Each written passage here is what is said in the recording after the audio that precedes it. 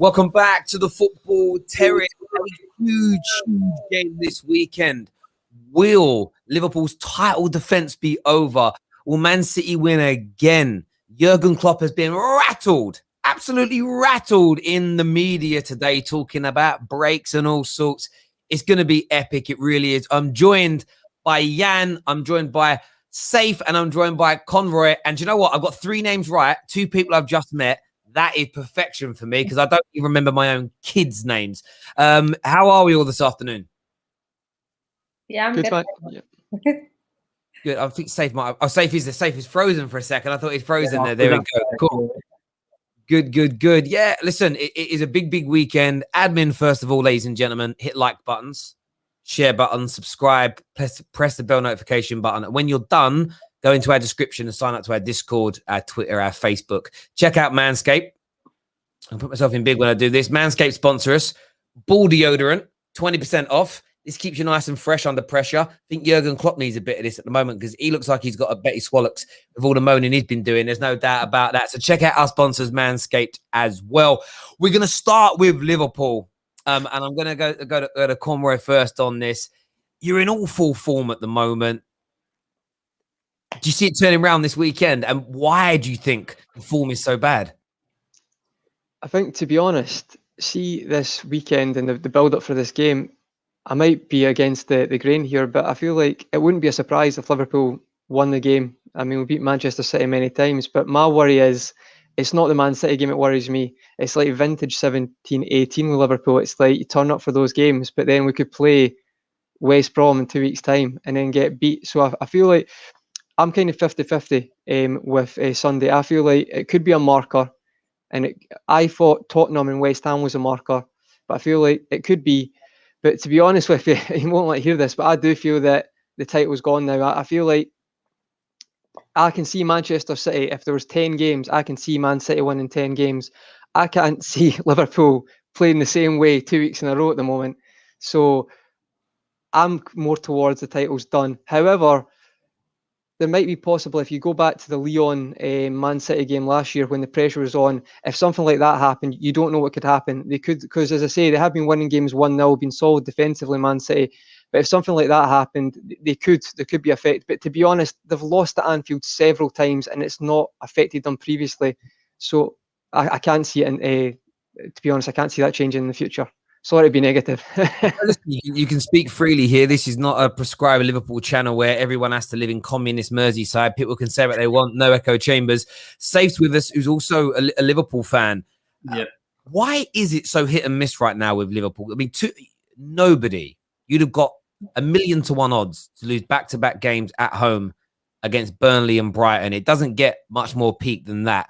Why do you think you're so inconsistent at the moment at the club? I think generally one main thing is we've got a younger team than a lot of other Premier League teams, and we rely on people like mainly our fullbacks, people like Robertson and Trent. And yeah, they've had a couple bad games, and every team has a slump in form throughout the season. But I think players like this with a club that large, they feel so much pressure to perform in their next game, and I think that additional pressure it keeps adding on game after game. And I thought we came out of that after the Tottenham game and then the West Ham game, 2 wins in a row. And I thought, you know what, our slumps ended. And it just seems to not end because then again, had a terrible game against Brighton. And like Conroy said, we're going to play City. We'll probably beat City, but they're not the ones that we worry about. We struggle against the strugglers, like they said. And it's teams like Crystal Palace, Brighton, Burnley, teams. Those are the teams that I'm scared of. But it just seems like we're sussed out, like they've sussed us out and we need to come up with something new. They just drop deep and just don't let us get through their defense. And we need to think of new ways of breaking down defenses, playing short passes here and there. I want to blame a lot of things on injuries, but I mean, I looked at the team against Brighton and there's world-class players on that pitch still. Man for man, Liverpool are way better than that Brighton team. And I can't blame injuries for the losses. And I think that's fair because if you're just losing to the better teams, the Cities, the Chelseas, the Man Uniteds, the Leicesters, you could say, okay, we've got 5, 6, 7 players that are out. But the teams you've dropped points to predominantly this year, they couldn't get a player into your squads even after those injuries. So I think there's an element of being sussed. I also think it's a hunger. City last year, I think after 2 years of being practically perfect, there's almost just a sense of almost relief in the squad to go, oh, we ain't got to go again. We can almost not take a year out. That'd be disrespectful to them as pros. But I think there's almost an element of they just let go mentally, and it enabled Liverpool to run away with it. Suddenly, City this year, bit between their teeth. Jan, when you look at Liverpool, we know they've been hit and miss, but they have been good in quite a few of the games against the big teams. Is this a match where you think it's important for Pep and your boys to guard against complacency and not expect it to be as easy as Brighton found it on Wednesday night? Yeah, I don't think City will go there with any sort of arrogance, simply because our record at Anfield is so bad. Like, we haven't won there since we had Nicholas Anelka, so that says it all. It's not a place that we find. I think the most dominant performance that we've actually had there was when Mahrez missed that penalty.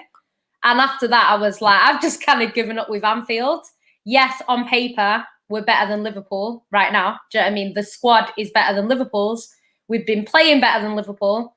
But with it being Anfield, like, our record there speaks for itself. So I do think that Liverpool have performed better against the better teams. So I am expecting them to come out and have a good game. I'm not expecting it to be like 100% Man City. You know, I'm expecting them to come out. I'm hoping that City can win, because I think we need to prove that we can do it. You know, we need to prove it's very close at the top. So dropping 3 points at any time is not ideal. And I know we're a little bit clear in terms of points, but 3 points is nothing. So I think City need to go out there.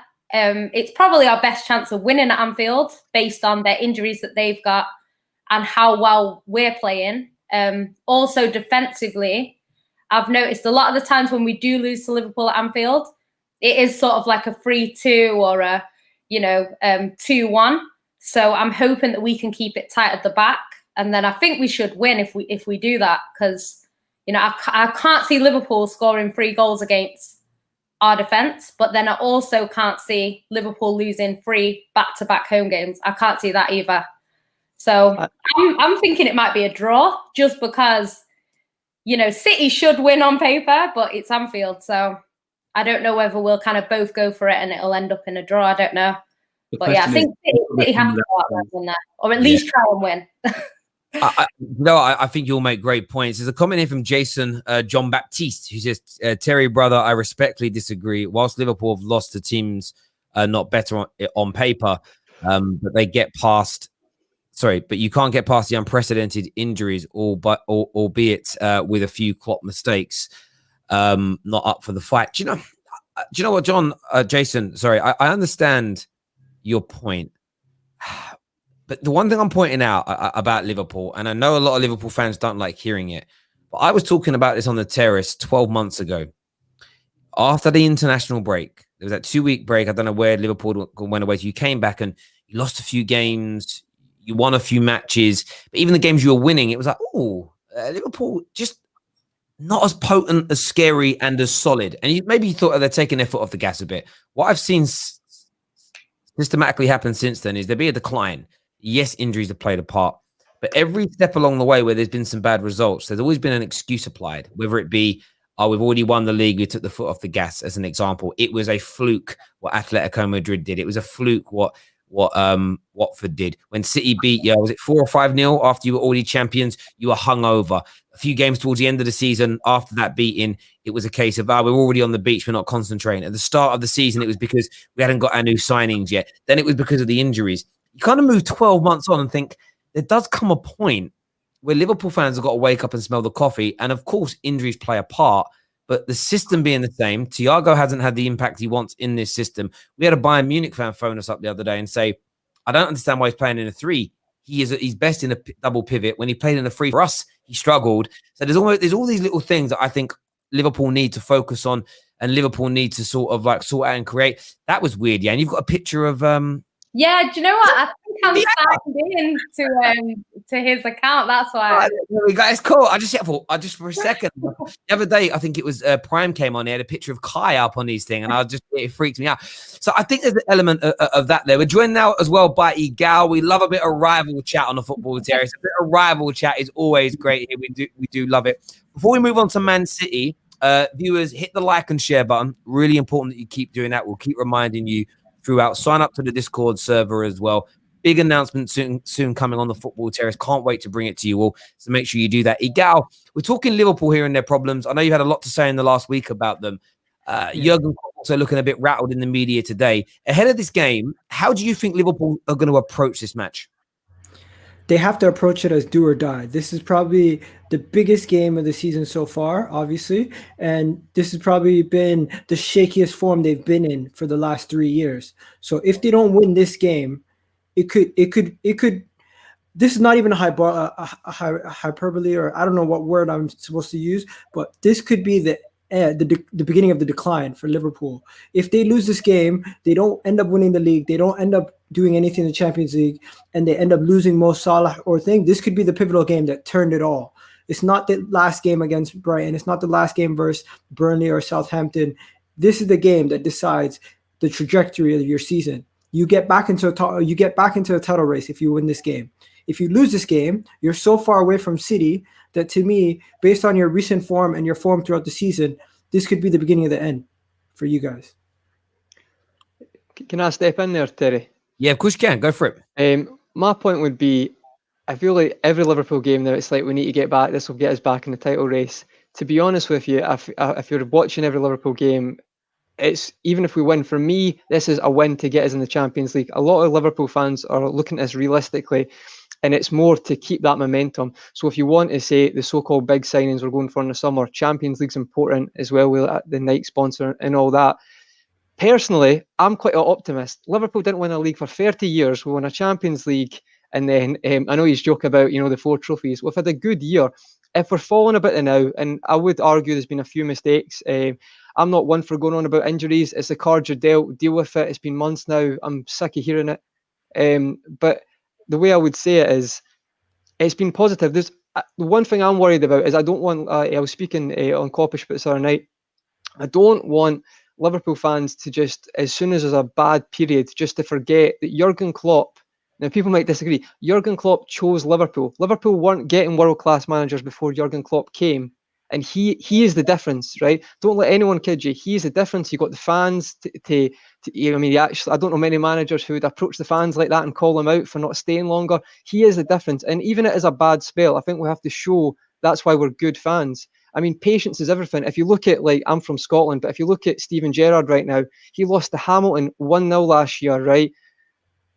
Possibly sackable offence, didn't have a good season, fell away from Celtic. They've stuck with him when Michael Beale's coaching, and now they're 20, 23, 27 points clear now.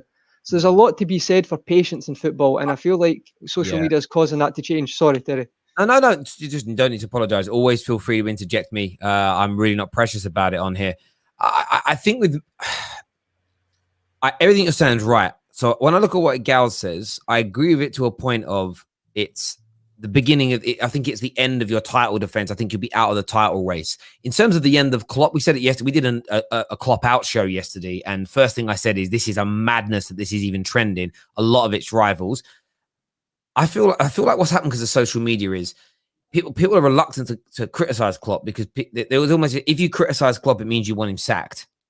No, like these 2 or 3 things that made as a mistake, but he's still brilliant. He's still going to bounce back. Look at Pep Guardiola. I mean, I thought he was finished, Guardiola at City, but the way you ended last year, the rumors about him leaving and how you started the season, and then it's clicked into gear again. And I think that's a lesson for all of us to take. So I totally understand that. We're going to take a look in a moment, ladies and gentlemen, at a clip from Jurgen Klopp kind of being a bit rattled today. But before we do that, we want to talk about Man City as well, because the form, Jan, has just been, it's been out of this world, and it's based again, people underestimate this in great Klopp and Pep sides. The work rate, the getting back into shape, and the defensive attributes of these teams are astounding. And you're barely conceding goals and haven't been all year. You're a little bit slow on the uptake of scoring goals, but that's leveled itself out now. I mean, how confident are you, not so much of this game, but how confident are you now in your team to go on and win your 3rd title in 4 years? Do you know, it's interesting because I think I was on here earlier in the season and City weren't in a great place. And I was saying, don't worry about City, we'll be fine. And I've said that on every podcast that I've been on since the start of the season. because I think this season Pep tried to change it a little bit. We became a little bit more defensive. He was playing sort of the 2 defensive midfielders. And the way we were playing, you could see that it wasn't really working. We weren't scoring. We weren't clinical enough. And it's kind of clicked into place now. Obviously, Diaz is a big part of that. Diaz has come in and completely strengthened our back 4, which wasn't the case. We used to kind of have to score 2 goals to win a game, whereas now we can win 1-0, which is what gives me confidence, because I hadn't seen that in a while. I know we used to do it under Mancini because he was very defensive, but we've not been able to kind of go and win games 1-0 comfortably in a long time. And we're kind of doing that now. So I've said all season as well, defenses win your titles. And I feel like City's defense is very strong. Obviously, we will concede. We're having a good time at the moment, but obviously it's not going to last forever. So I think we will start conceding a few goals, but we look like going forward, we've improved now. So I think we can kind of outscore the other team if we have a little bit of a bad game at the back. So yeah, I'd say it's still very close. I'd like to be a little bit clearer before I kind of say, oh yeah, we're going to win it. But we look so far so good, I'd say. And I think with Aguero coming back soon, we hopefully will get better. So yeah, I think City are doing well so far. We're where we need to be for now. But yeah, I think with the squad we have and the way we've been playing, I'd expect us to kind of go on and win the league, to be honest. I think you've got to be made favourites from now, especially if you win this weekend. But I kind of sense from what you're saying that you don't agree with this kind of ESPN, BT Sport sort of narrative that that's it, City are champions, that's it, it's done. Like, a lot of people almost want to give you the trophy now. Do you think that's a bit disrespectful to the other teams that are just behind you, or are you just you don't want to tempt fate? Do you know what? I don't know if they're saying it to jinx us. I don't trust none of these people. I agree City look the strongest because I think with Man United in second, Man United and Liverpool have been quite inconsistent this season. So you'll go and win a game that you're not really expected to win. And then the next week, a game that everyone's saying, yeah, 3 points, you won't win. Whereas I think with City, apart from the start of the season, we have been winning the games that we're expected to win and at worst drawing. So I think that's why City are a little bit more favourites. Plus, I think it's the fact that we got Pep. I think if we have a different manager, if Man United have a different manager, I think the conversation's different. Because I think if Klopp is in Ollie's position, I think people are talking about Liverpool are still well in it, and it could be anyone at the end of the season. We've seen a few title races that are a little bit like this. 2014, it was quite close at the top. I think Arsenal were top after 22 games in that season. And it ended up being a Liverpool versus Man City title race. So I've not really ruled out Liverpool. I still think Liverpool will come back into form. I can see them beating City, unfortunately. And I don't know if that will push them on into good form or whether they'll continue and go into games that they should be winning and then struggle. I don't know. But this has been a crazy season, though. Yeah, go on. Sorry. This has been a crazy season, though, and I don't think the tops and turns is over, because I think there's been over like 6 to 7 different people at the top of the table at one point of this season, right? So maybe Leicester still has a chance. Maybe Manchester United still have a chance. Everyone's still in it. Even Liverpool's still in it. They still need to win this game. So my thing about Manchester City is to say, oh, they're all around favorites. Yeah, every week people were saying Tottenham were the favorites because they were 2 points ahead of the person that was behind them. So every week it's going to change. We're always going to change our tune depending on who's at the top of the table that week. But the reason why I think City has the extra dimension is because they've shown that they can play a different style of football now. After playing against Leeds and getting the result that you had and playing against Leicester early in the season, Pep has become a little bit more pragmatic in his approach and played a lot more defensive. And he's shown that you guys can win games using your defense, not only using your attack. You're not blowing teams out at the beginning of the games. And the fear factor that you guys used to have when you were Centurions and won back-to-back titles, and the fear factor that Liverpool had a couple years ago, nobody's scared of anybody anymore. Every team comes to you guys, be it Brighton or be it West Ham, Fulham. I think West Brom got a draw against you guys. Just show, and same with Liverpool. So no team should say, hey, it's decided already. City can still win it. City could lose it. Manchester United can win it. Anyone can win it. It's still too many games to decide anything. I hear what you say. I hear what you're saying there, Gal. Completely safe. From your point of view, you look at Man City, the form that they are in. I don't know. Is it 8 wins on the bounce? Or something like that. Something like that. Jan might know better than me. I should have looked before I went live. I didn't. I think it's about 8 wins on the bounce. I think. Where do you see the weaknesses, Safe, in this City team, and how do you think Jurgen Klopp could go about exposing them this weekend? Do you know, for the last couple of weeks, I've actually been watching City a bit more attentively, simply because the Liverpool games aren't giving me the entertainment I need at the moment. And it was a few games before Liverpool started plummeting that I said, you know what, this City team looked mad. And at the beginning of the season, they were going through struggles. Then they've had the Aguero injury, and they've learned to play with that injury. You've got Cancelo, Diaz, who have just, I don't know, they're pulling out performances that I would never even expected from them.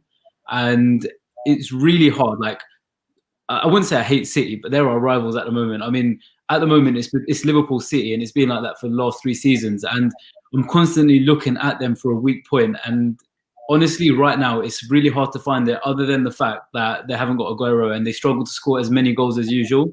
Like, some of the games they've been playing, their conversion rate has been a bit lower than last season, if I'm not wrong.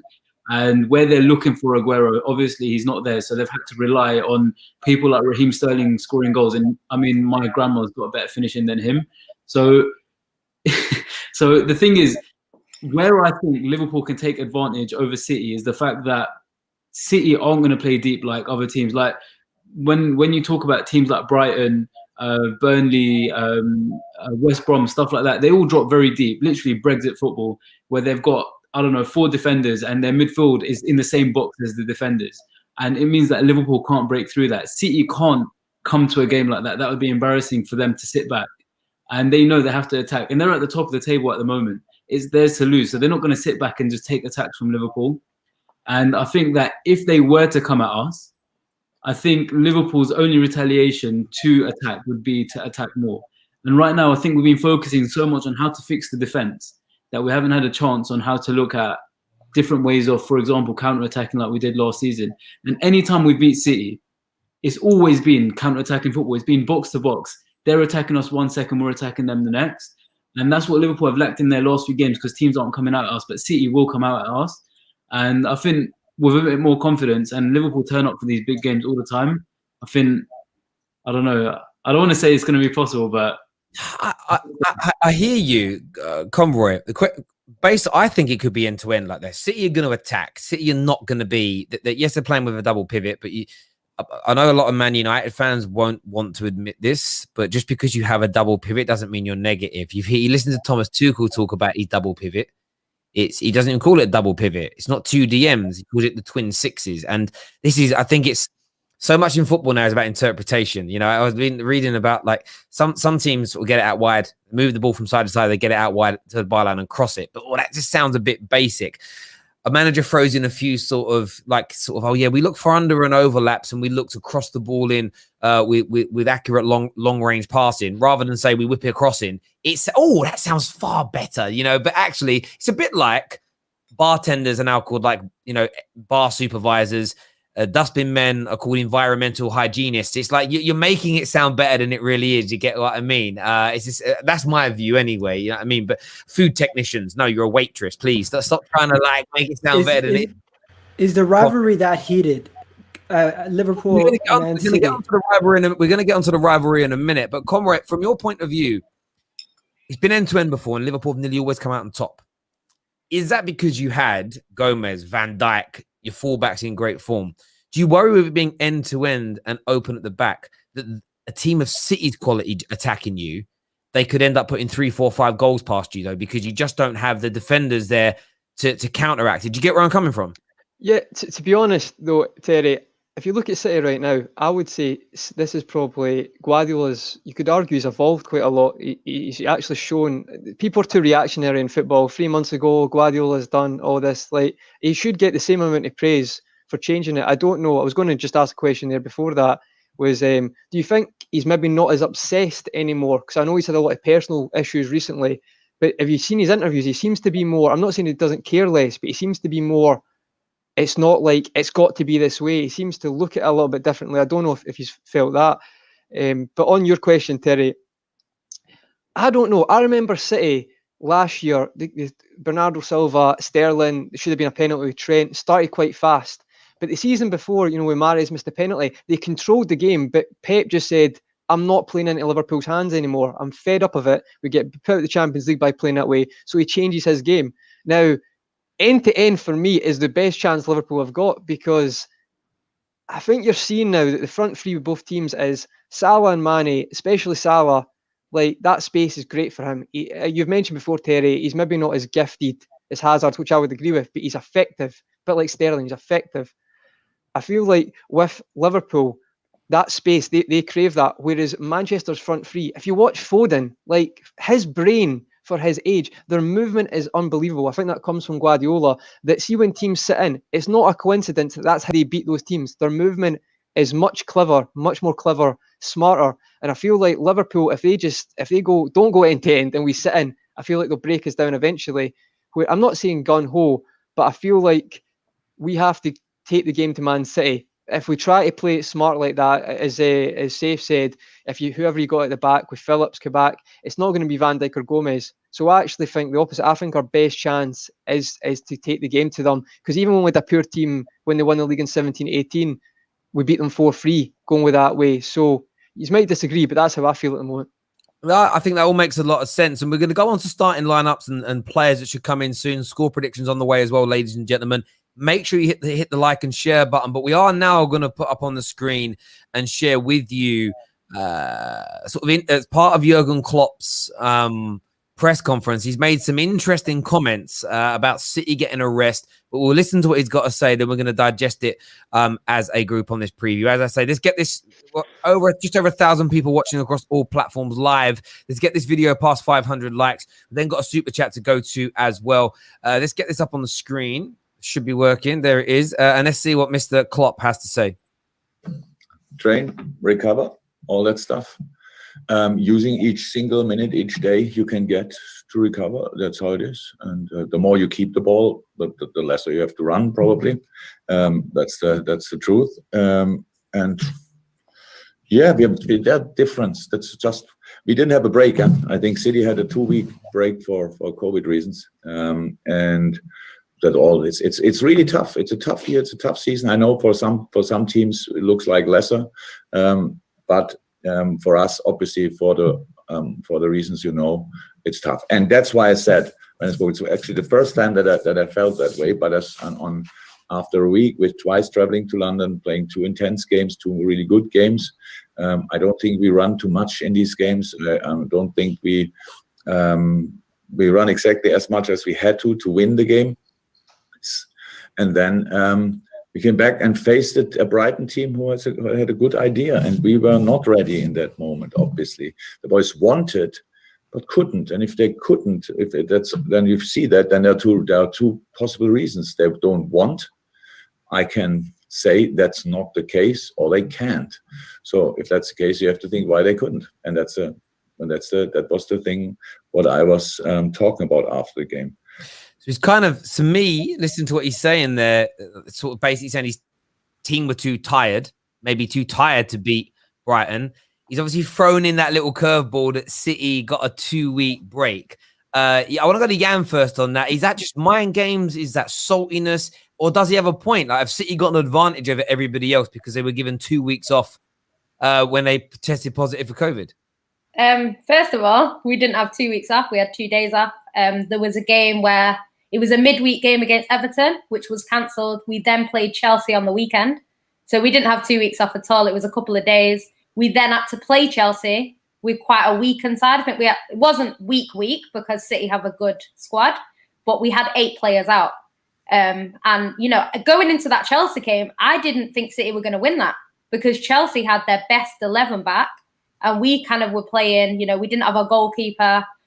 Things like that make a difference. Like, I'm not saying, I'm not using it as an excuse because injuries happen, COVID happens, and I don't think it should be an excuse in that way.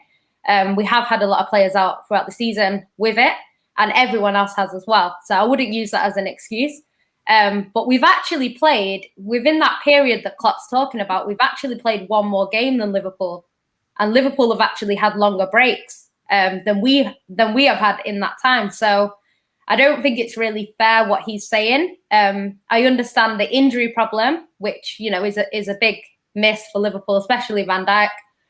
But it's just like, it just comes across kind of as an excuse, because if you look at how many games City play per season, we play more games than everyone else, just simply because we tend to be in the competitions a little bit longer than everyone else. So we do play more games. Pep has said in the past, you know, if you want to win the league, there's no such thing as being tired. He said that to our players. That wasn't a dig at Klopp.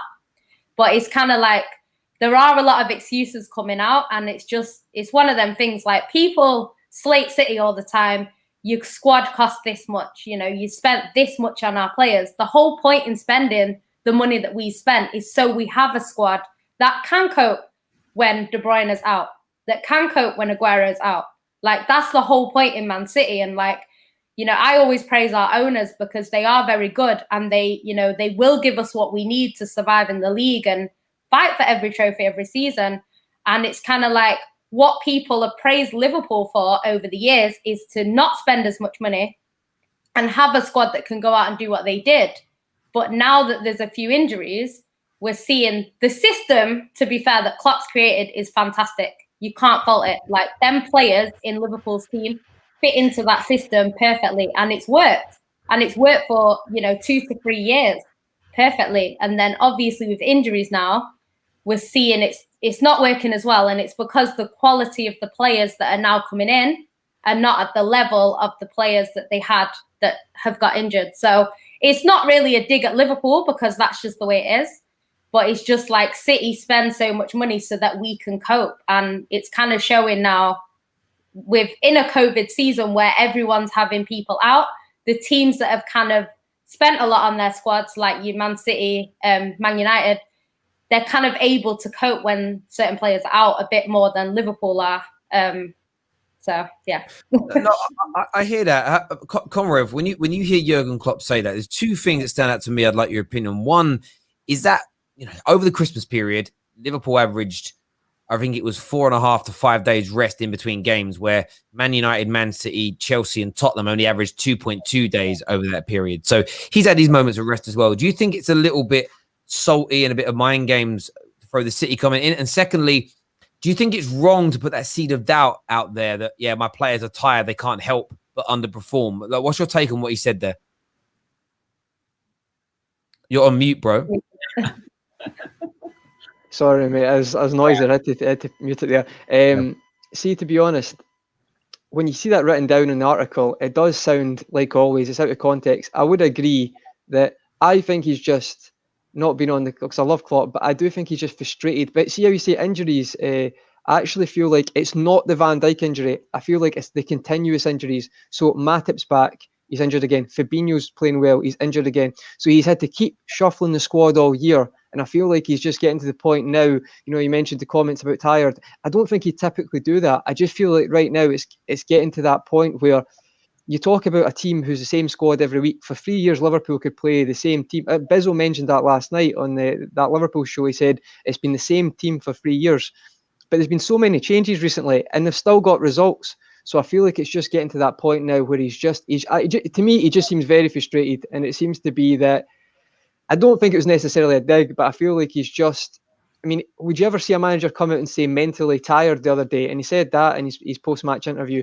So I feel like he's reached that point now where he's had to keep coming up with miracles, but it's still, and it's continuously getting injured. And it might be because he's bringing people like Fabinho back too quick. It might be because of that. I feel like it's more the continuous injuries that's just really causing him frustration. So that's my take on it. I hear that. How about yourself, Safe? Do you think it's, I get this frustration. I've always heard people sort of say, like, if you start saying you're tired, you're going to be tired. It almost has like a sort of self-fulfilling prophecy. Are you concerned that there seems to be negativity coming out of Klopp, or is this just his way of protecting his squad? I think this is his way of protecting his squad. For me, it's all mind games. It's not the first time he's done it, especially with Guardiola. He loves playing these. He loves throwing like a little excuse out there just before the game, and it seems to me like Pep's going to focus so much on that. He's going to focus on the fact that he can't lose to a Klopp team that's just said they're exhausted, so he has to come out at them. And I think it's almost like throwing meat in front of a tiger, in front of a lion rather, and just trying to draw them out a little bit. so that we can get in behind them. And I think it's just mind games, and literally that's all it is. And the thing is, I think, yeah, he said it straight after the Brighton game, talking about fatigue and everything. I know that adds a bit of negativity from the crowds, but let's be honest, the crowds aren't at the stadium at the moment. So realistically, does our outlook on the game matter so much? I think in Klopp's opinion, or in Klopp's view anyways, that the Brighton game's over, we've lost it. It's not going to change the fact that we've got 0 points out of the game. He can say whatever he wants. We're not going to gain any more points out of that. And I think him saying the whole fatigue, it kind of takes the light away from specific issues by certain players on the team. Like, for example, Trent was under the spotlight massively over the last few weeks, especially when he had to come off because he made 38 missed passes, or sorry, lost the ball 38 times in one game. And I think his way, or Klopp's way of taking the light away from the team and then putting it on a focus that Pep's looking at the wrong thing, or you're just kind of luring Pep in a little bit and giving City confidence that they shouldn't have, is his way of building up to the big game. And the thing is, he's done it before. He did it with Ole when we were playing against United, not just this season but last season as well. And it's just his way of approaching big games. And to be honest, it might be the reason why we win all the big ones. Maybe. Gal, from your point of view, I saw you sort of shaking your head when you were watching that, what Jurgen Klopp said. As a neutral to this kind of situation, what's your take on it, mate? I took notes. That's what I was doing. So first thing he said, 2 weeks break. Obviously, Jan just pointed that out. That's false. And also from all the top 6 teams, from all the teams in the Premier League, actually, Liverpool probably have the most breaks during that winter, that festive season. When we've seen the breakdown of the teams that had the most breaks during the festive season, they did a graph and they showed that Liverpool were one of the top 2 teams with the most rest times in between that festive season. So when he talks about that, that's a non-story. That's just an excuse. Number 2, he spoke about the breaks. Once again, non-story, no point of talking about it. Third thing, he spoke about running. I thought Klopp's teams were mentality monsters. They press, they do this. Their whole game is about running around and being more aggressive, being more fit, and getting more out of the game. So when you're talking about the fact that Man City hold on to the ball, that's their style of play. So adjust your style of play to suit your players when they're not fit. And then there's more. He said Burnley had better ideas, or he said Brighton had good ideas. If teams have good ideas to beat you, it's on you as a manager to have the tactics to beat that team and find other solutions. You can't just say, oh, today oh gosh, darn it, they did me today. No, you can't do that. I'm not even throwing salt. I'm just saying what he said, and I'm responding. No, I agree. I hate when people say, they sat everyone back. All right, that's great. Yeah. You get paid to be footballers and find ways to tactically do it. But we'll just accept that. Low block, that's it. Game over. And that really annoys me. There's 2 more things. He said the players could, and then after he said, but they can't. What do you mean your players can't win a game against Brighton? Are you serious? You just won the league. You won the Champions League. You can't say as a Premier League manager at a top club that your players can't get a result against a team that was fighting for relegation 2 years on a bounce. That, to me, he's absolutely making excuses. I'm not misquoting him. These are his own words. He said 2 weeks. He said break. He said running, good ideas, couldn't, and then he said can't. So just his words. Guys, take it as you will, but to me, they're all excuses.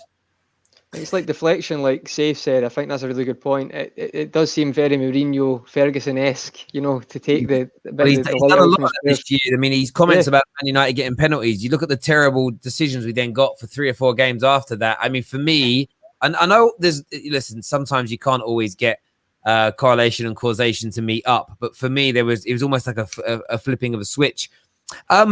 In relation to teams, we'll start with City. I think it is an important game for yourselves because you've already laid a marker down. It's actually 9 wins on the bounce. This would be 10 if you were to do it. 30 points from the last 30 available. Really lays down that marker. It puts a lot of pressure on Liverpool in terms of their title defense.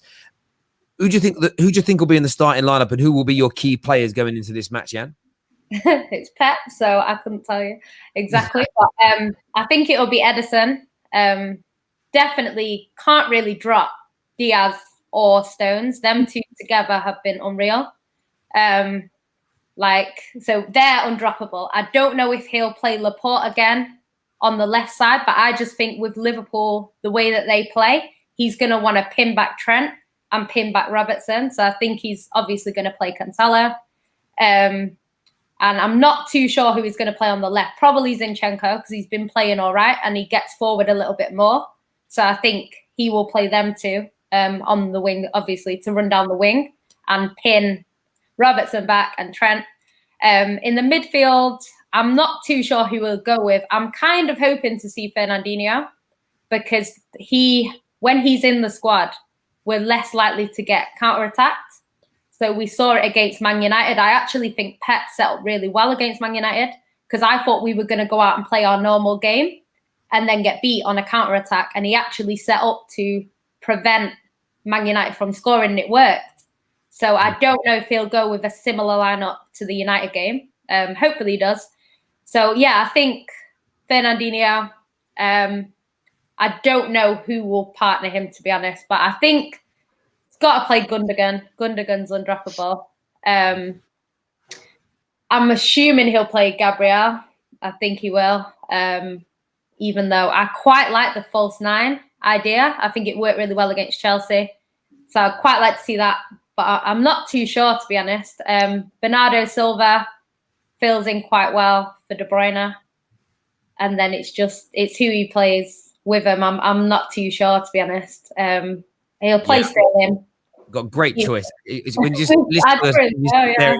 great choice. I think Gundogan, as you mentioned, I think he's always been good for City. I do feel like in this season more than any other, I look at him and he's probably the best I've seen him in a Manchester City shirt in terms of his performances. And the only thing really lacking is the volume of goals that we've seen from the Sterlings and co before. And if that is the next thing to click into gear with this City team, I do believe it will be a good night Vienna for everybody. From a Liverpool perspective, boys, I mean, not so much the whole lineup. We kind of know who's going to start. And we kind of have a great idea of who your midfield is typically going to be and who your attackers are. There's three players I want to ask your opinion on. Should Ozan Kabak and Ben Davies start in the centre-back roles? If not, why, considering you bought them? Because you need, unless you bought them as backup to Nate Phillips, should they start? And secondly, should Thiago keep starting games in a 4-3-3? We start with the centre-back questions with Conroy first. That'd be great. For this, I'm not on mute anymore. There we go. That's a good start. Got you. I would say, to be honest, I'm kind of, I would start. I'd said it last night. I think Kabak, and if Fabinho's fit, he'll start. But I would put an argument that people are forgetting that Nate Phillips did play against City earlier in the season. And Nat Phillips, sorry. And I thought he'd done quite well. And he has, Liverpool have not been playing well, but he has been playing well. A lot of people criticise his passing, but he has been quite good. But I agree with what you're saying. I feel like he will start. I could see it being Kabak and Fabinho. And if Fabinho's not back, I think it'll be Henderson. I would love to see Henderson back in midfield, but that would be dependent on if Fabinho's back. I hear that. And Safe, from your point of view, by the way, it's weird saying Safe on the show because we've got a guy called Safe that we've banned about 30 times, my stalker. You're a lot calmer than that man. That man's he's come on here with his nipples out before. He's a madman. He's an absolute madman. No nips on the football terrace, please, people. With the Thiago thing, I'm seeing a lot of criticism for him. 22% win ratio in a Liverpool shirt. A lot of good passing, but doesn't really seem to go anywhere. A little bit of friend zone football. Is it a case of playing him into form in the 4-3-3, or would you like to maybe see a change of approach and play him in his preferred double pivot role? Look, I think it's that double pivot role. The way he was playing before, he needs to be able to replicate that sort of style on the pitch. It's like what we had with Naby Keita, where Keita came into the team. The football wasn't his way, so he was struggling to fit into that team probably. And Thiago's in the same sort of situation at the moment. Yeah. He can't play those passes that he was kind of playing before because he's a little bit out of position. And I think when you've got someone of Thiago's class, and we're talking like this guy is incredible. And the thing is, I'm saying it more now that I've actually seen him play than before he came to Liverpool. Like, this guy genuinely has incredible ability. And I think if we focus our three attackers on the way Thiago plays, and Thiago might have to adjust his style of play a little bit for that to fit. I think if we can do that, then we can get the best out of Thiago. But at the moment, we're expecting Thiago to do what he did before and our front three to do what they did before. And it just doesn't seem to be matching up properly. And I think if we could change things up a little bit in the middle, then it might work in Thiago's favour. And then obviously we can start picking up goals and stuff from it. So, yeah. I hear you on that completely. Score predictions. We're gonna do or result predictions. And I know everyone likes it. If you ever speak to Drifty on the Coppice, no, not doing score predictions or game predictions. No chance. Yeah, I don't really know. I think he feels he's going to jinx it. That's all it is. I'm not too sure. I'm going to go to Igal first as a rival. Who's winning and what's the score going to be, mate? I think Man City's going to win. And I think their defense has looked so solid lately that I feel like Liverpool's going to come there trying to find a way to get a result. And Man City's just going to get them 2 goals, shut up shop, and come out with a clean sheet, 2 goals and 3 points. Yan? You look nervous when you look nervous. I've noticed this year about football fans, no one really wants to back their own teams. When rivals go, yeah, you're going to do this, everyone's like, oh, no, really? Yeah, what's your view, Yan? Are you confident? Who's going to win? What's the score? City should win. But it's Anfield. If it was at the Etihad, I'd be saying all day City will win. But at Anfield, I actually think it'll be a draw. I feel like City will play a little bit more how we played against Man United. A little bit more defensive to try and stop Liverpool from scoring. So I think it'll be a low-scoring game, but I do think both City and Liverpool will get a goal. So I think 1-1. It could be a 0-0 though. We could cancel each other out if it is end-to-end. But yeah, City, they just lost to Burnley and Brighton at home. So it's not a fortress no more. So don't worry. No, but it's just the way Liverpool have been this season. They haven't struggled against the teams at the top. That's not where they've struggled, So no, and I think if there's any time we need to turn off, it's against City. For me, yeah, I personally think that if Fabinho can play, whether we can push Henderson out of the centre back or whether we can push Fabinho out of centre back, if one of them lot can join the midfield, we'll pick up goals in the game. And if we're picking up goals, I think City are going to come at us as well. So I'm going for a high scoreline, a 3-2 to Liverpool. I'd hate to see a 0-0. Like, I hate 0-0s to goals. So where do you get your confidence from? Huh? Based on your recent form. The inconsistency. It's a lottery. Well, do you know what I'm saying though? I'm watching Liverpool like 7th or 8th in the league, yeah, to win in the Champions League, the Premier League. Listen, if there's a team that's taught me to believe, it's Liverpool, man. Igal just had an Igal moment as well, because whenever he's positive about Arsenal on here, everyone goes, where'd you get the confidence from? And he's like, my team, bro, my team. I love Igal. Do you know what I would say as well, though? When you look at form's interesting. If you look at Liverpool in the last 3 or 4 games against better, more attacking, like the West Ham game is a prime example. I know people say Jose's a negative team, but they weren't resolute in that low block for whatever reason, whether it was their determination, whether they opened up too much. West Ham, I think, actually got a little bit too giddy and opened up far too much against you than they should have done. And I think David Moyes might look back at that and regret it. The way you played against Man United, especially how you played against us at Old Trafford, you look scintillating. The only reason we beat you on the day is because we were just better than you on the day. And of course, the inevitable happened and Bruno Fernandes scored a goal. But it wasn't like that. That was one of those games where if either team won, you'd go, yeah, fair. Do you get where I'm coming from? If Man United managed to score 3, or you managed to only score 2, the game was very, very close. So on form against bigger teams, Liverpool have been there or thereabouts, and City are not going to play like Burnley. It's not going to happen. So there is that chance. But equally, like I've said, if they open up that defense, if the line's too high and they break in on the sides with Mahrez and Sterling, it could be. Remember how many years ago was it now? I know Mane got sent off early in the game, and I swear they beat Liverpool like 4 or 5-0. Could be that. Conrad, what do you think the score is going to be in prediction, please, bro? I'm going to be a little bit positive. I was actually had a thinking this morning it'd be maybe 3-1 Liverpool, and it's not this blind faith. It's more that Liverpool have been Rodgers 8th and still beat City at home. And not saying that's expected to happen, but we've got a habit. We used to be terrible for just turning up in the big games. I'm going for a 1-0 Liverpool. I think, as Jean said, it'll be a bit tight, but there will be chances for both. And I'm hoping that Liverpool take theirs, considering the finishing's not been very good of late. So hopefully we can take one of them. I have a stat for you guys. You know what your record is against City, your last 6 games in all comps? I know what our home record is. No, you've only beat them 1 time in your last 6 games. You've drawn 2, and they beat you 3 times. So when it comes to City versus Liverpool, in my opinion, it's always been City come up trumps. It's at Anfield, though, Gal. It's at Anfield. City have not won Anfield. Since 2003. It's not a fortress. You just lost. It's a stadium. It's not about the fans. It's psychologically they struggled. I'm not saying that's going to happen, but I feel like you need to look at City 17-18, destroyed everybody, got to be unbeaten. 4-3. Liverpool beat them. It's happened several times. They get a chance to wreck that hoodoo a couple of years ago. Mahrez last minute skies a penalty. There's definitely. Let me speak from experience. To be honest. Sorry, Gal. Speak from experience from Arsenal. The first thing that goes is you start losing to the lesser teams at home, and then when the big boys come, you think, oh, history says that when we face the big teams at home, we usually get results. That goes also, and if that goes on the weekend, then all your confidence is going to crash. So don't remember too much. Sorry, mate.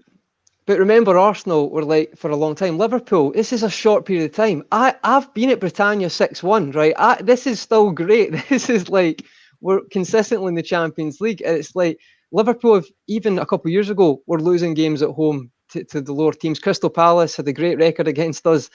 I feel that Liverpool is, I think Jamie Carragher said, it's not as bad as it is, and it's never as good as it is. And that's what I feel right now. And I don't know if I'm the only one who's quite optimistic, but I've got a good feeling. For Sunday. But I'll take that on board the Gal, that maybe this is when that goes. We just go downhill. We'll see on the match reaction show live here on the Football Terrace, everybody, straight after that game, what's gone down. It'd be good to get you boys on to come and have your say afterwards as well. Jan as well. We have very little City representation, so always welcome, Jan. I'll definitely share the link still. You have no fans.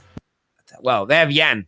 Jan that's not fair. Main road. Oasis. Come on.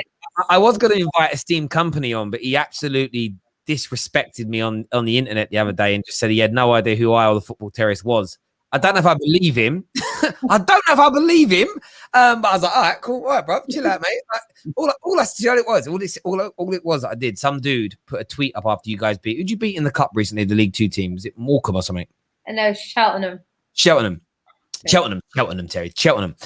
And I got triggered, not because you beat them, but because somebody tweeted after Cancelo did come on and change the game, and Cancelo's been amazing this season.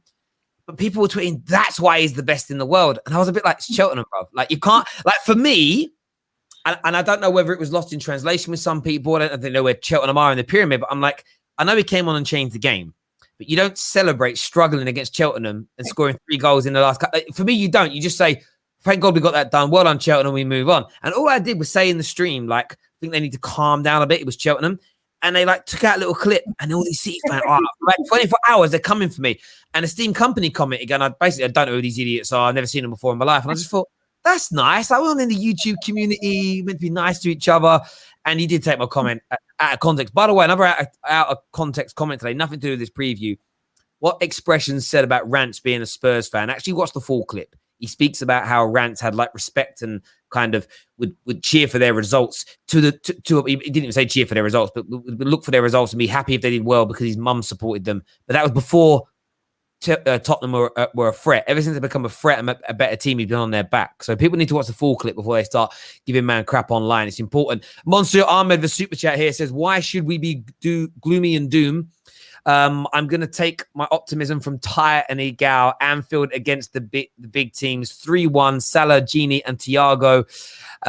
Jesus. Jesus to get a complex. It meant like Jesus was going to help make this possible. Like, that's weird. And then a player called Jesus.